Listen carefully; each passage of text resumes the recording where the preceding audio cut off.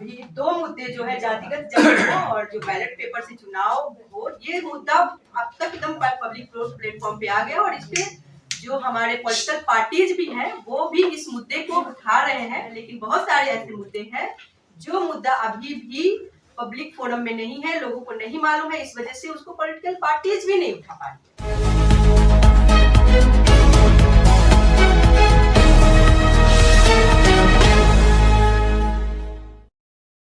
नमस्कार। और आज मीडिया के माध्यम से आप सभी सोशल मीडिया के प्लेटफॉर्म पर मीडिया चैनल चलाते हैं, उन सब के माध्यम से मैं दूर दराज गांव में, यहाँ पे तो दिल्ली में बैठ के बहुत सारी चीजें पता भी चलती है लेकिन गांव तक नहीं पहुंच पाता, लोगों तक नहीं, सब जन जन तक आज सोशल मीडिया के दौर से ही पहुंच पाता है। तो आप लोगों को सबसे पहले तो मैं यहाँ पे धन्यवाद करती हूँ।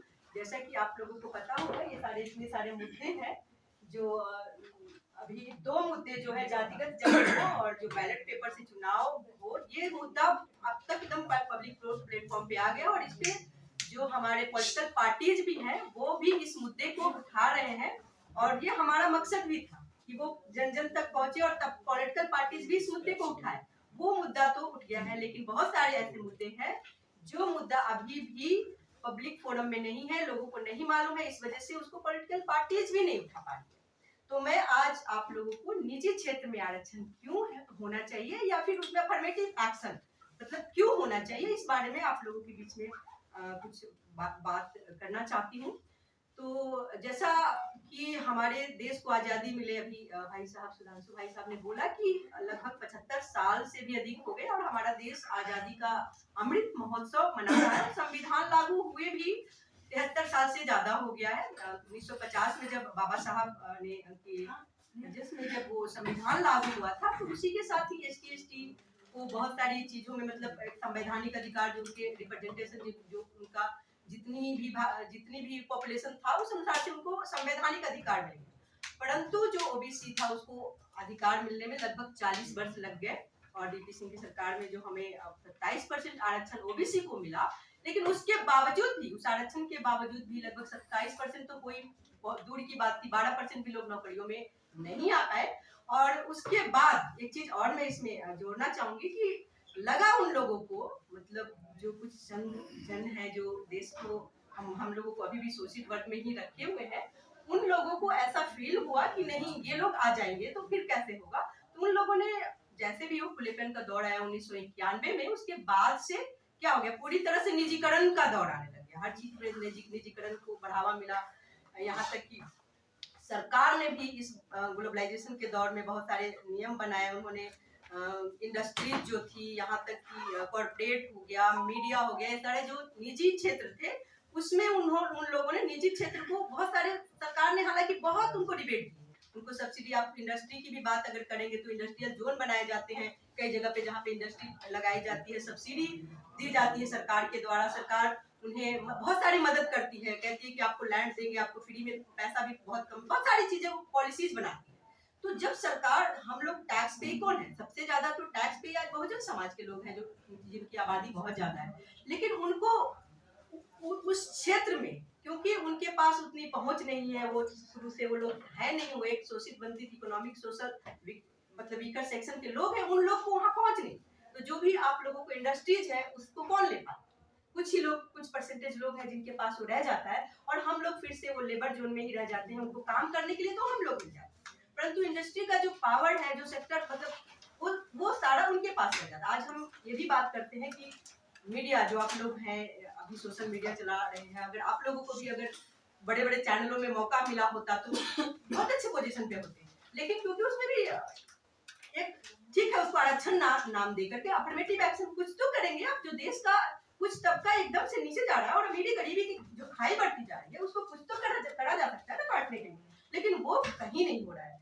मैं इसी मुद्दे पे आज, जैसे इंडस्ट्री हो या कॉर्पोरेट सेक्टर हो गया या फिर आपको मीडिया सेक्टर हो गया, इसको पिलर ऑफ पावर कहा जाता है। हमारे देश का पिलर ऑफ पावर यही है, क्योंकि और सब किसके पास, आप लोगों को भी पता, बड़े बड़े चैनल के मालिक कौन है आपको पता होगा। इंडस्ट्रीज जो चलती है उसमें आप एक बार अध्ययन कर लीजिए। जो कॉर्पोरेट घराने हैं, बिजनेस है, उसमें आप एक बार अध्ययन कर लीजिएगा किसके पास बड़े बड़े इंडस्ट्रीज हैं, और उसमें आप देखिएगा कि लेबर जोन में हम लोग मौजूद हैं। वो काम करने के लिए, यानी कि हम जो है वहाँ पे उसको बढ़ाते हैं, हम अपने देश के जो अर्थव्यवस्था है उसमें मदद करते हैं बढ़ाने में, लेकिन हमें उस पावर सेक्टर में ऊपर की पोजीशन में कहीं नहीं रखा गया है, तो हमें कुछ नहीं मिल पाता है उसमें। तो ये सब चीजें मैं अभी आपको मैंने हम बात कर रहे थे कि जब 1991 में खुलेपन का दौर आया, तो उसके बाद से जो यहाँ तक कि गवर्नमेंट ने भी ग्रुप ए और बी की जो नौकरियां थी वो तो रही, लेकिन सी और डी वाली नौकरियां भी नहीं रही, और सी डी की जो नौकरियां थी उसको भी वो ठेकेदारी पे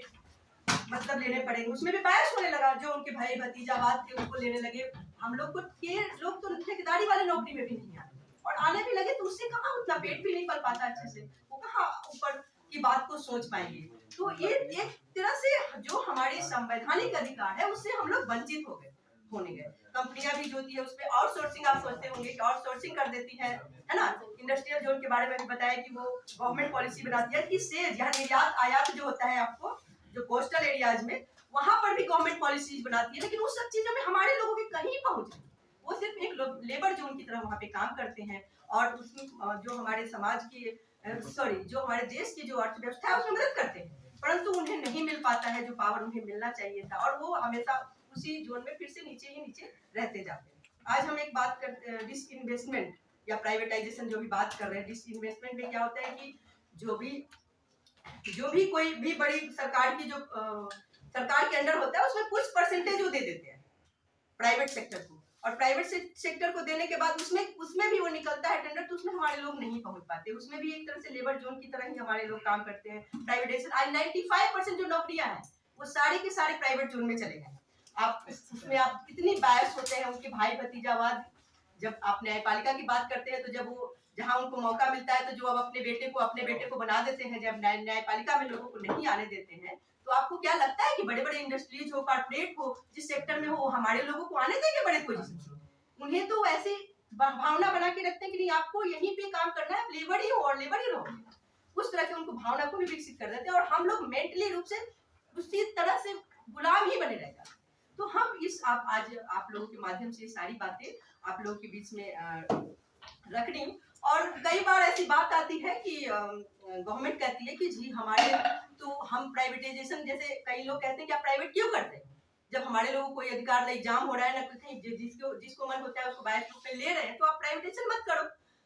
तो वो कहते हैं कि नहीं प्राइवेटाइजेशन नहीं करूंगा तो हमारी गवर्नमेंट चल नहीं पाएगी, लोग आलसी हैं, काम नहीं करते हैं, बहुत सारी चीजें उदाहरण देते हैं। लेकिन आप लोग उदाहरण दीजिए, ऐसा नहीं है कि प्राइवेट सेक्टर बंद नहीं हुआ है, आप उदाहरण लीजिए किंगफिशर हो गया जो बहुत बड़ी, जेट एयरवेज हो गया, आपको अमरपाली ग्रुप हो गया, आपको सहारा इंडिया कितने लोग का लेके डूब गया, किसके पैसे डूबे? हम लोग, मतलब हमारे इन्वेस्टर तो हम लोग हो गए, सारे पैसे लेकिन लेके कौन चला गया? तो ऐसी बात नहीं है, बहुत सारी चीजें ऐसी है जो डूब भी रही है। जेबी जी उसने भी बहुत सारे लोगों का घर बर्बाद कर दिया, छोटे छोटे जो हम लोग बहुजन समाज के लोगों का।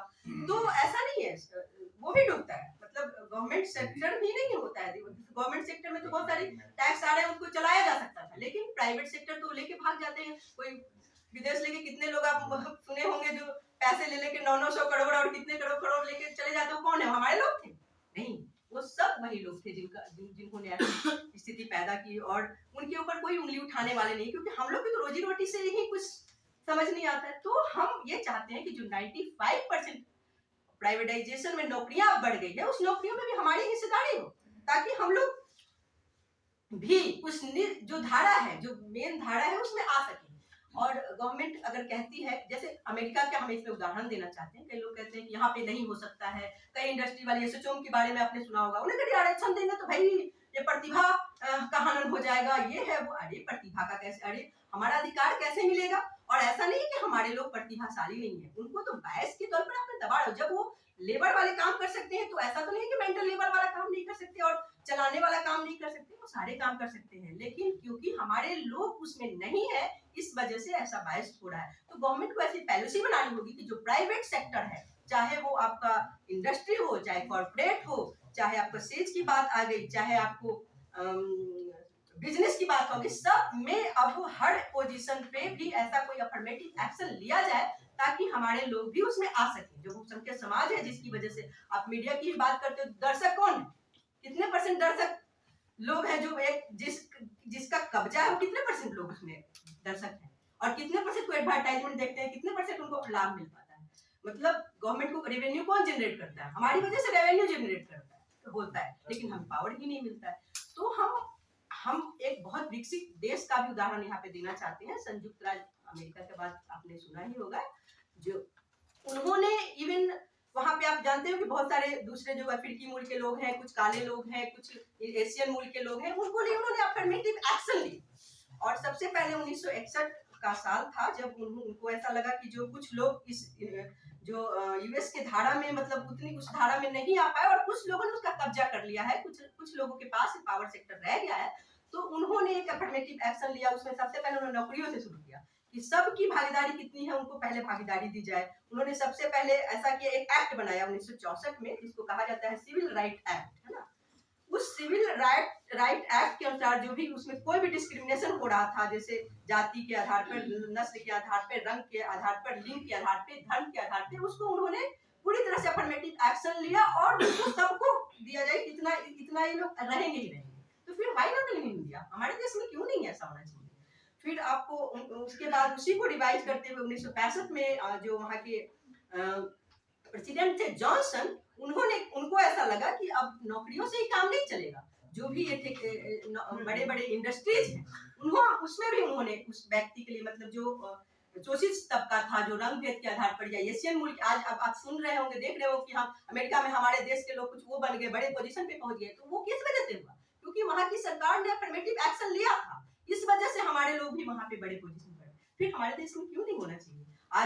आज वो कहा जाता है कि अमेरिका सुपर पावर है, जब वहां पे हो सकता है तो हमारे देश में भी हो सकता है। फिर उसके बाद उन्होंने यही नहीं, उन्होंने एक निक्सन जब 1971 में, जब 1969 में निक्सन बने वहां के प्रेसिडेंट, तो उन्होंने वहां पे एक और उसी को बढ़ाते हुए उन्होंने उसको रिवाइज सोर्स में उन्होंने लाया, एक एमईबी पॉलिसी लाया, जिसको minority business enterprises full form के रूप में उसमें कह सकते हैं। और उसमें उन्होंने 51% दिया कि जो नस्ल के नाम पे भेद होते हैं, या फिर जो काले गोरे जो बहुत वहाँ पे चलते हैं उसके नाम पे, या एशियन मूल के हो, अफ्रीकन मूल के लोग, उन सबको उसमें 51% आपको हिस्सेदारी देनी होगी। इस तरह के अफर्मेटिव एक्शन के नाम पे, ठीक है आप मत रिजर्वेशन का नाम देना चाहते तो मत दीजिए, लेकिन अफर्मेटिव एक्शन तो कुछ तो लीजिएगा ताकि वो तबका जो नीचे पहुंचता जा रहा है उसको भी अधिकार मिले।